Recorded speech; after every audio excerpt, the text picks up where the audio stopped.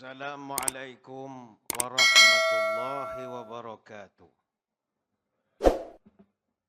Bismillahirrahmanirrahim.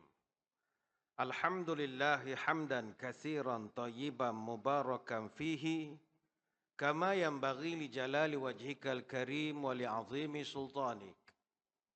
Allahumma salli ala sayyidina Muhammadin abdika wa rasulika nabiyil ummi wa ala alihi wa sahbihi wa sallim. Nawaitu ta'alluma wa ta'lim wa tadhakkura wa tadhkir wa naf'a wal intifa' wal ifadah wal istifadah wal hasa ala tamasuki bi kitabillah wa du'a ilal huda wa dalalah alal khair ibtigha'a wajhillah wa mardatihi wa kurbihi wa thawabihi lillahi ta'ala. Allahumma raddina biqada'ika wa sabirna ala bala'ika wa auzi'na syukra ni'ma'ika. Ya Allah, jadikanlah kami redha menerima takdirmu, jadikan kami sabar menerima ujianmu, dan bimbinglah kami untuk sentiasa syukur kepada nikmatmu. Terima kasih Al-Fadhil Tuan Pengacara Majlis yang saya hormati, para pegawai ahli jawatan kuasa Masjid Bandar Puncak Alam, seterusnya para jemaah, tuan-tuan guru, para alim ulama, para habaib, tuan-tuan guru muslimin muslimat, hadirin hadirat, moga-moga dirahmati Allah sekalian. Syukur kehadiran ilahi, sekali lagi saya dapat menyampaikan syarahan di Masjid Bandar Puncak Alam ini. Kali terakhir saya menyampaikan syarahan di sini kira-kira 2543 hari yang lalu, iaitu hari Jumaat 3 Julai tahun 2015. Maknanya sudah 6 tahun 11 bulan 16 hari. Dan saya yakin tuan-tuan pun tak ingat dah apa yang saya ceramahkan ketika itu. Masa itu kita membicarakan tentang nuzul Al-Quran. Pada malam ini saya diminta menyampaikan satu tajuk, iaitu berkorban bukan kerana harta, tetapi kerana iman. Hadirin hadirat sekalian, kurang lebih lagi 21 hari kita akan menyambut Raya Korban, insya-Allah pada 10 Julai nanti. Para ulama telah bersepakat bahawa hukum korban ini adalah sunat muakkad alal kifayah. Maknanya menjadi suatu tuntutan kepada orang yang berkemampuan. Sunat muakkad bagi orang yang telah memenuhi 4 syarat. Pertama, dia Islam. Yang kedua, dia baligh ataupun berakal. Yang ketiga, dia orang merdeka. Dan yang keempat, ada kemampuan.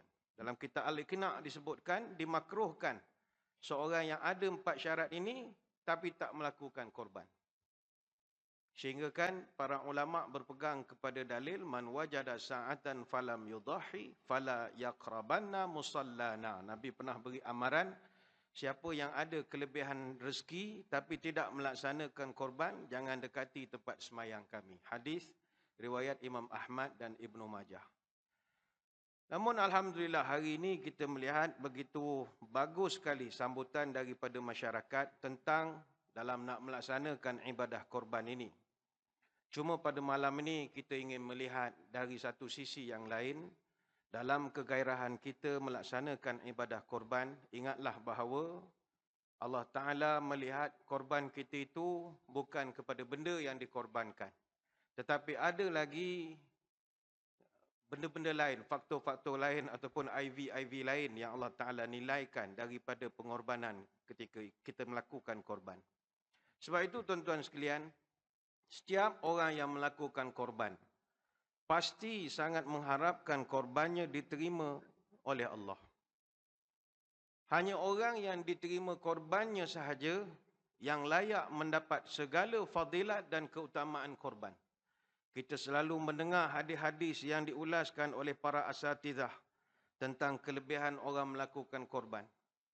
Tetapi semua perkara itu tidak berlaku kepada orang yang korbannya tidak diterima. Justru apakah indikator kalau kita nak tahu bahawa korban kita diterima oleh Allah? Pertama sekali, takwa. Ini tidak ada kompromi. Nombor satu, Allah Ta'ala sendiri jelaskan adalah takwa. Sehingga kan dalam Al-Quran Allah memberitahu daging dan darah itu tidak akan sampai kepada Allah. Yang sampai hanyalah takwa. La yanalallaha luhumuha wala dima'uha Walakin yanaluhu taqwa minkum. Daging-daging unta dan darahnya itu sekali-kali tidak sampai kepada Allah. Tetapi ketakwaan kamulah yang dapat mencapainya. Surah Al-Hajj ayat 37. Para ulama tafsir mengatakan ayat ini penegasan muktamad daripada Allah. Kalau nak diterima korban, mestilah dilandasi dengan ketakwaan. Tanpa ada ketakwaan, korban tidak akan diterima. Sebab itu dalam Quran, laungan dan seruan untuk kita melakukan dan menjadi orang takwa ini ada 158 ayat.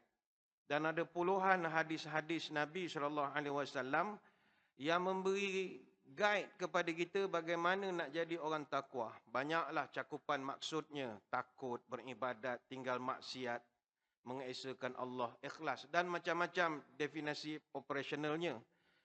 Kalau tuan-tuan nak detail, saya ingat tuan-tuan baca sendiri sajalah. Karakteristik muttaqin dalam Al-Quran itu Allah simpulkan dalam 9 ayat. Yang ni saya bagi systematic literature review sajalah ya. Tuan-tuan study sendiri, ni bagi homework sajalah ya. Pertama surah Al-Baqarah ayat 3 sampai 5. Juga dalam Al-Baqarah ayat 177. Juga dalam Al-Baqarah ayat 183. Surah Ali Imran ayat 133 sampai 138. Surah Ali Imran ayat 146. Surah At-Taubah ayat 4 sampai 7. Surah At-Taubah ayat 44. Surah Al-An'am ayat 69. Surah Al-Ma'idah ayat 28. Ini baca sendirilah. Kalau kita ulas, nanti kita lari daripada topik. Ingat, redaksi ataupun cara ayat yang Allah gunakan untuk menjelaskan tentang terima ataupun tidak korban itu adalah lan yanalallah. Lan ni kalau orang yang mengaji bahasa Arab, dia adalah bermaksud tak terima sampai bila-bila. Lan, lam nun. Kalau lam alif la itu boleh terima, boleh tak terima. Bergantung pada pemboleh ubah. Tapi kalau lan itu sampai kiamat, tak akan berubah. Allah tak sudi pun memandang. Kecuali orang yang takwa. Jadi ketakwaan menjadi syarat utama diterimanya sembelihan korban. Dalam sejarah, Allah menunjukkan satu contoh. Bagaimana cerita anak-anak Nabi Adam AS. Anak-anak Adam ini korban ni ibadat paling tua di dunia. Di ibadat paling tua nombor 1 korban, nombor 2 puasa, nombor 3 solat. Korban ini sejak daripada zaman Nabi Adam. Yang mana Habil dan Qabil, Allah rakamkan episod korban itu dalam surah Al-Ma'idah ayat 27. Cuma menarik cerita anak-anak Adam ni kalau kita baca tafsir. Dalam tafsir daripada Ibn Ishaq, dalam tafsir Baghawi, tafsir Qurtubi disebutkan Adam dan Hawa ini dia melahirkan 40 anak dengan 20 kali mengandung, dapat 20 pasang. Ini baru sesuai nyanyi lagu hari-hari mengandung, memeriah, memang mengandung betul, mengandung kerja. Ada yang kata dia ada 25 orang anak. 24 orang lahir secara berpasangan, laki-laki dan perempuan.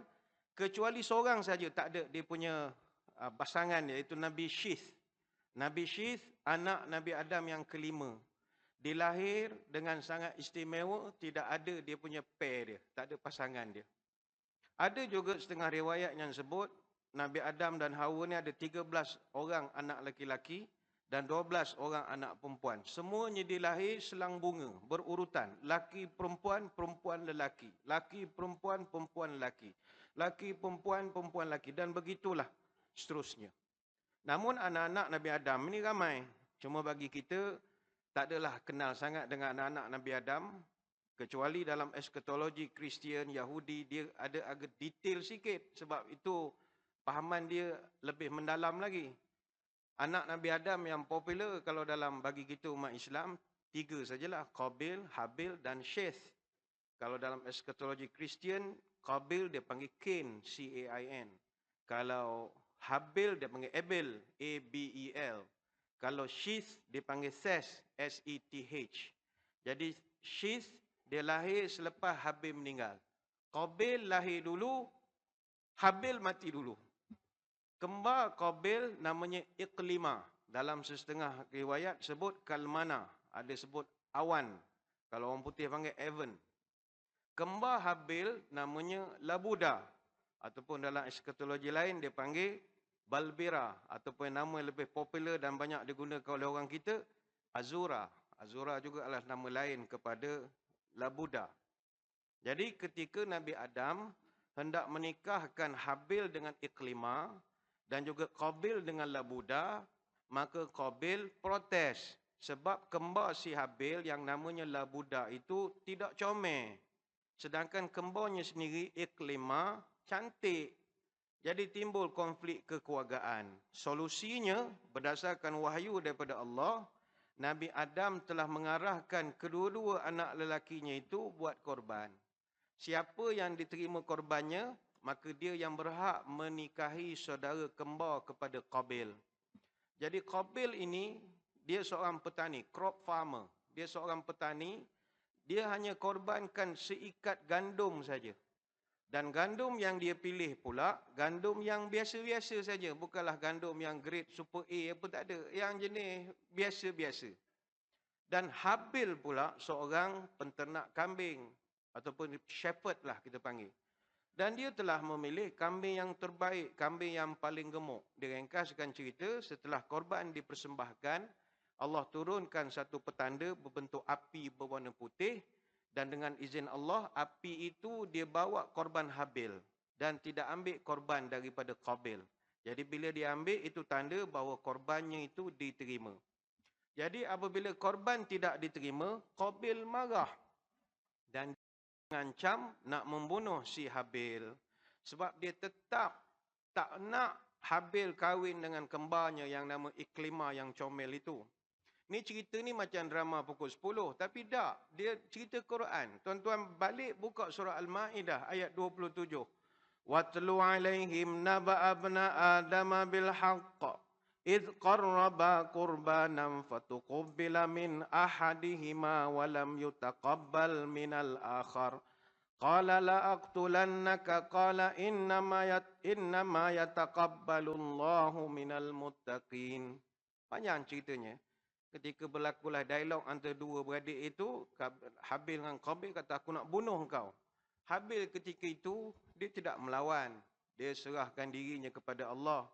La in basatta ilayya yadaka lataqtulani ma ana bibasitin yadiya ilayka la aqtulaka inni akhafullaha rabbal alamin. Maknanya Habil ketika nak diugut, aku bunuh kau. Dia kata, kalau engkau menggerakkan tanganmu untuk membunuhku, aku takkan gerakkan tanganku untuk membunuhmu. Sebab aku takut kepada Allah, Tuhan sekalian alam. Dialog, banyaklah dialog antara dua beradik itu. Jadi ringkas cerita, matilah salah seorang. Kalau ikut dalam fahaman orang Syiah, dia mengatakan makam Habil ada sekarang ni terletak di Masjid Nabi Habil di Wadi Barada, Zabadani, dekat dengan kawasan pergunungan di Damsyik. Jadi mereka kata kuburnya pun masih ada. Tapi bagi kita orang Islam, kita tak berapa ambil berat sangat tentang isu Qabil dan Habil ini. Cuma membaca tafsir-tafsir saja. Dan itu bukan satu kewajipan untuk mengetahui. Yang penting cerita ini adalah cerita membuktikan Allah Ta'ala memang ada korban yang diterima, ada korban yang tak diterima. Kita tak tahu korban yang kita buat setaraf Habil ataupun Qabil. Kita pun tak tahu. Baik itu jangan overconfident. Aku dah buat korban, masuk surga aku ni, mati malam Jumaat. Tak, belum tentu lagi. Sebab landasan utama adalah taqwa. Landasan utama adalah pengorbanan benda yang kita paling sayang sekali. Tuan-tuan yang korban lembu satu bahagian kambing tu, tuan-tuan sayang ke tidak? Kalau tak sayang, tidak korban lah namanya. Biasa sajalah macam bayar yuran tu sajalah. Yuran apa tu kita punya PIBG ke yuran kelab main golf, itu jelah perasaannya. Tapi bila bayar tu sayang, oh itu yang korban.